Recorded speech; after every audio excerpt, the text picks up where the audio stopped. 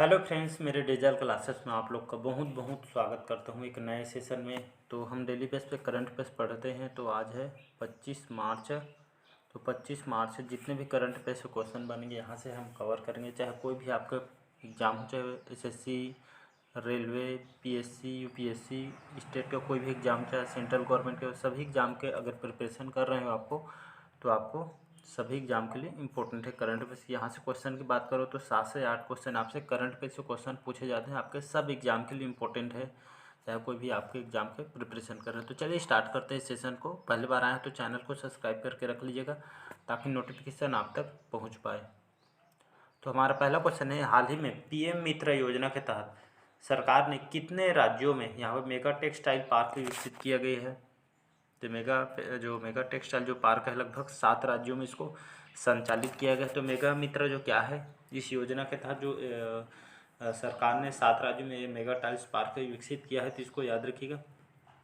तो इसके तहत पीएम जो मित्र स्कीम है, आपके कौन कौन से राज्य, तो आपके तमिलनाडु हो गया, तेलंगाना, कर्नाटक, महाराष्ट्र और गुजरात, एमपी और आपके उत्तर प्रदेश में शामिल किए हैं आपके मेगा टेक्सटाइल पार्क में। ये आपका क्या है, मेगा आपका टेक्सटाइल। तो लगभग 7 राज्य में इसको, यहाँ पे जो उद्योग सेक्टर है, यहाँ पे कपड़ा जो उद्योग सेक्टर है, इसको बढ़ावा देने के लिए आप जो आपका जो हमारे भारत में जो कपड़ा बनता है यहाँ पे, तो इसके जो आप जो ये आपका कपड़ा अगर बनता है, आप सीधा विदेश यहाँ से सप्लाई हो जाएगा। तो आपका जो जो बेरोजगार युवा है, लगभग यहाँ पे 14 लाख से भी ज़्यादा यहाँ पे नौकरी यहाँ पे देने की यहाँ पे तैयारी चल रही है। अब जो बेरोजगारी है इसको ख़त्म करने के लिए लगभग इन 7 राज्यों के जो सेक्टर में जो कपड़ा उद्योग है, यहाँ से जो कपड़ा है आपको विदेश में यहाँ पे भेजा जाएगा यहाँ के कपड़ा को।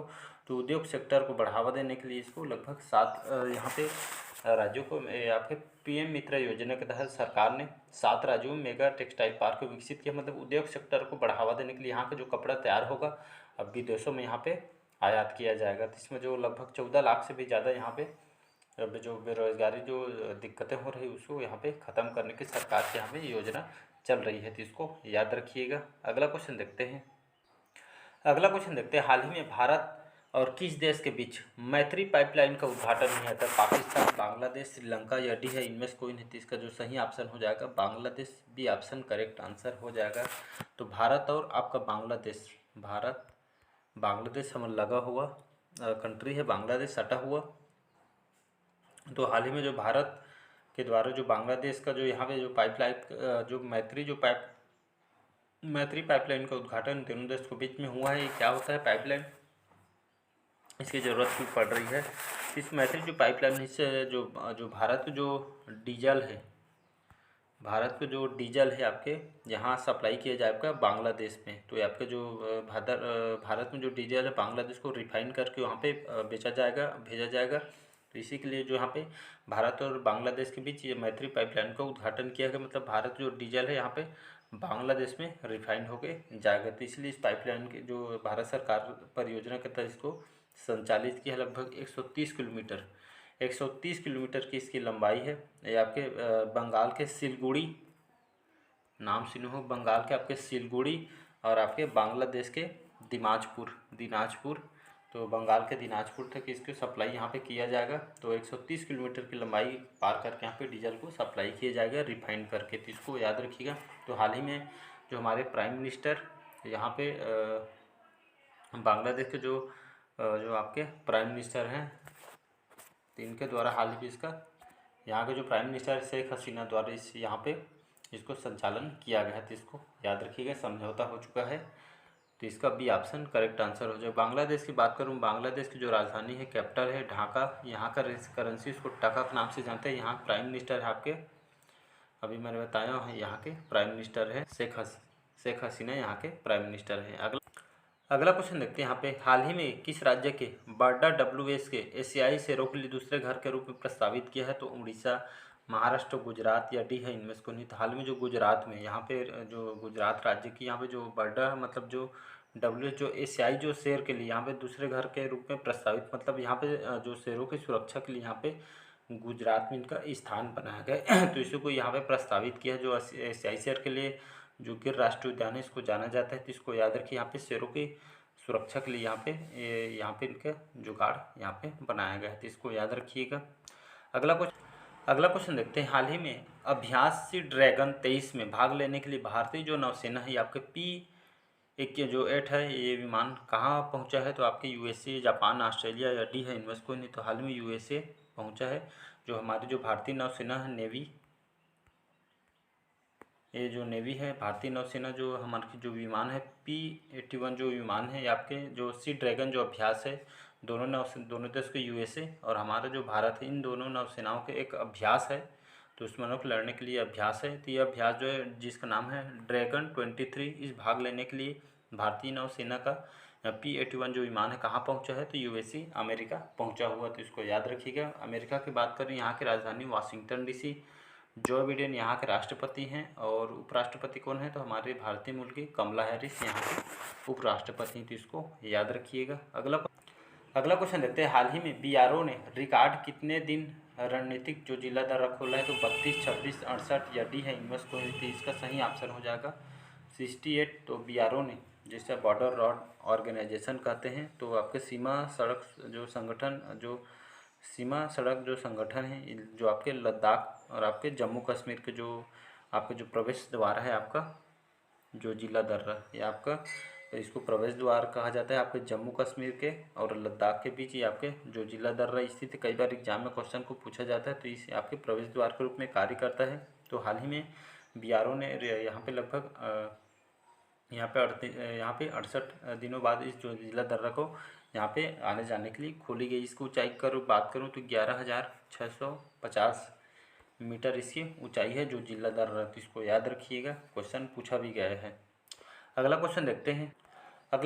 हाल ही में ChatGPT के प्रतिद्वंदी फाल्कन LLM को कहाँ लॉन्च किया गया? तो आपके अबू धाबी इसको लॉन्च किया है। इसको याद रखिएगा।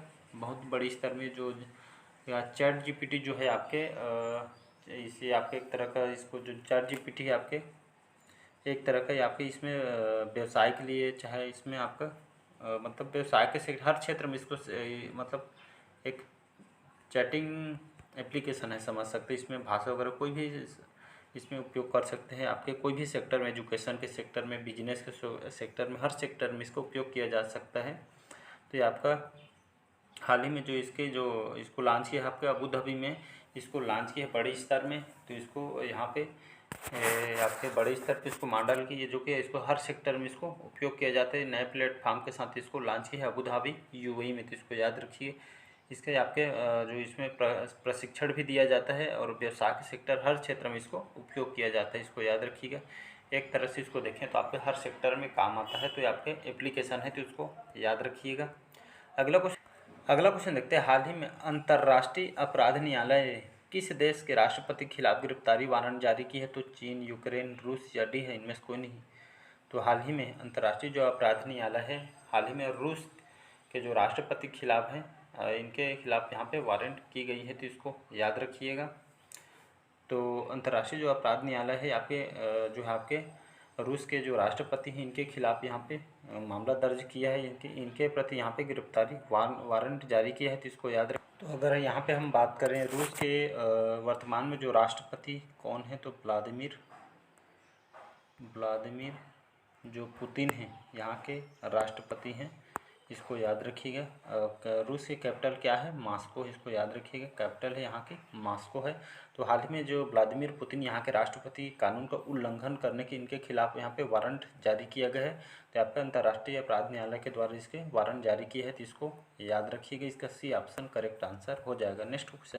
अगला क्वेश्चन देखते हैं। हाल ही में धूम्रपान कानूनों के लिए किस शहर को स्वस्थ शहरों के लिए साझेदारी पुरस्कार मिला है? तो पुणे, बेंगलुरु, लखनऊ या डी है इनमें से कोई नहीं। तो इसका सही ऑप्शन हो जाएगा बेंगलुरु। तो हाल ही में धूम्रपान कानून के लिए, मतलब यहाँ पे धूम्रपान कानून के लिए, यहाँ पे धूम्रपान के जो विशेष यहाँ पे कानून लागू किया गया, इस मामले में जो बेंगलुरु शहर का स्वस्थ शहरों के लिए यहाँ पे साझेदारी पुरस्कार मिला है। यहाँ पे कोई भी यहाँ पे पूर्ण रूप से प्रतिबंधित किया है बेंगलुरु में। तो यहाँ पे तगड़ा यहाँ पे कार्रवाई की जाती है धूम्रपान के लिए, मतलब धूम्रपान यहाँ अनिवार्य नहीं है। तो इसी के लिए यहाँ पे स्वस्थ शहरों के लिए यहाँ पे साझेदारी के लिए इनको पुरस्कार मिले है कर्नाटक राज्य बेंगलुरु को। तो इसको याद रखिएगा। यहाँ अलाउड नहीं है, सभी सिटी को ऐसा होना भी चाहिए। और जो बेंगलुरु के जो यहाँ पर इन्वायरमेंट वगैरह मौसम के बात करूँ तो यहाँ का इन्वायरमेंट ज़बरदस्त रहता है। ना यहाँ पे गर्मी होती है ना यहाँ पे ज़्यादा ठंडी होती है, मतलब मौसम एक बराबर रहता है। एसी वगैरह की यहाँ पे ज़रूरत नहीं पड़ती है, मौसम एक नंबर रहता है यहाँ का माहौल वगैरह। तो इसीलिए धूम्रपान कानून के लिए आपके जो मंगलुरु शहर स्वस्थ मतलब शहर के लिए इसको साझेदारी पुरस्कार यहाँ पे दी गई है, इसको याद रखिएगा। अगला क्वेश्चन देखते हैं।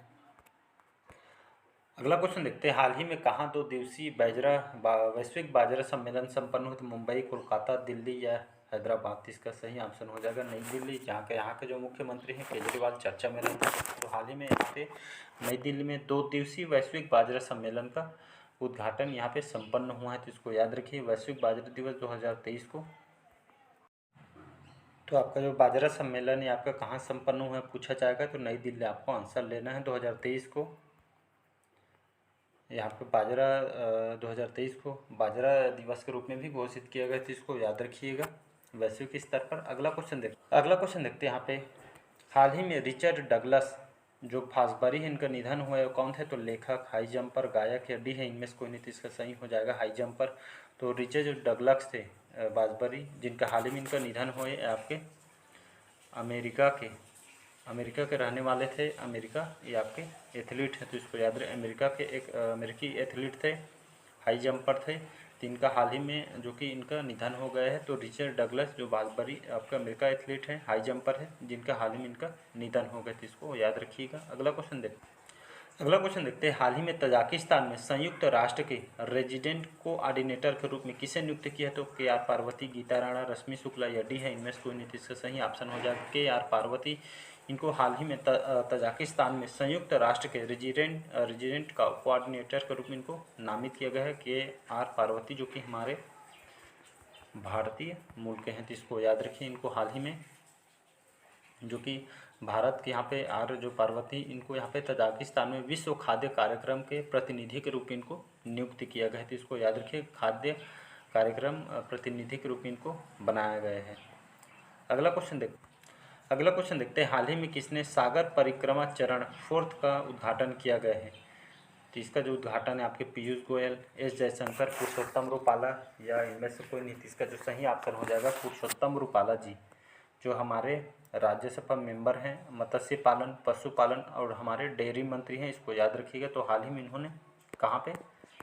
कर्नाटक में इन्होंने सागर परिक्रमा चरण का जो 4था क्रम का इन्होंने उद्घाटन किया है, पुरुषोत्तम रूपाला ने, इसको याद रखिए। यहाँ पे जो सागर परिक्रमा है, यहाँ पे जो कर्नाटक में मत्स्य पालन, जो मछली पालन है और पशुपालन को बढ़ावा देने के लिए इसका यहाँ पे जो परिक्रमा चरण का इसका उद्घाटन पुरुषोत्तम रूपाला जी ने किया है। कहाँ पे? कर्नाटक राज्य में, तो इसको याद रखिएगा। अगला क्वेश्चन देखते हैं,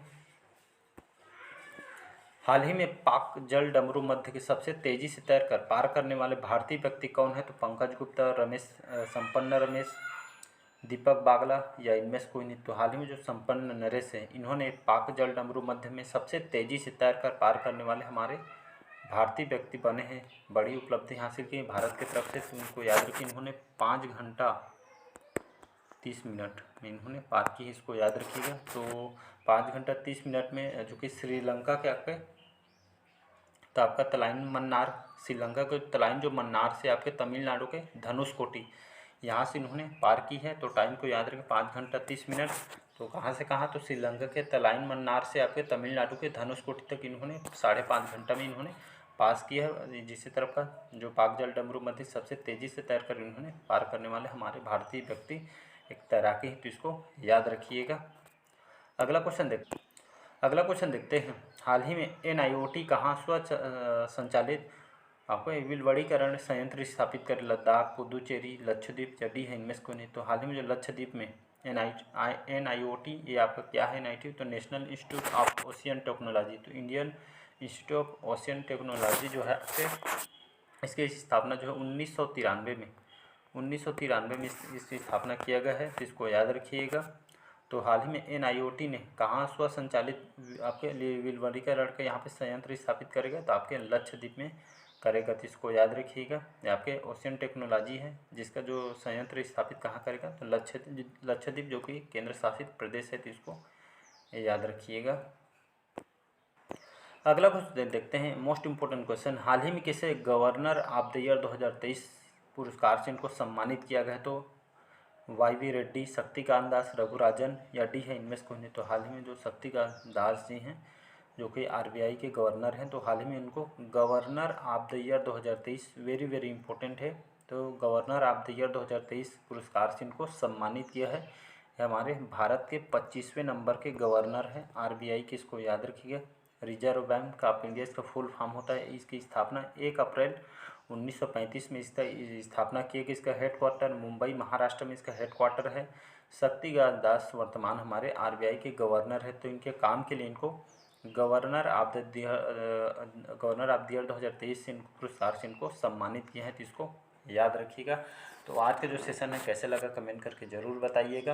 पहले बार आए हैं तो चैनल को सब्सक्राइब करके रख लीजिएगा ताकि नोटिफिकेशन आप तक पहुंच पाए। तो डेली बेस पे अगर आप 10 से 20 मिनट अगर लगाते हैं तो यकीन मानिए आप एग्ज़ाम के टाइम 7 से 8 जो क्वेश्चन आपसे पूछते हैं तो आपसे सभी कवर हो जाएगा, एक नंबर भी आपसे नहीं छूटेगा। आप 10 से 20 मिनट लगाते हैं तो इंस्टाग्राम फेसबुक से तो अच्छा है 10 मिनट अपने करियर पे लगाइए। तो चलिए बस आज के लिए इतना ही। Thank you.